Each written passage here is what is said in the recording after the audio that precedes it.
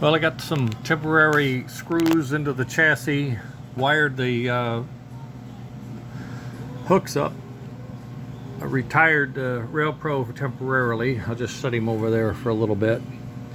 And I got a light on to show you we have power from the track. Okay, goes up and down with the voltage so you know I'm on the track. And I can roll this thing around, and we don't have any intermittence, so it looks like we're fully connected with everybody. Lift the back up, nothing. Lift the front up, nothing. So you know we got at least that. Okay, so moving right along.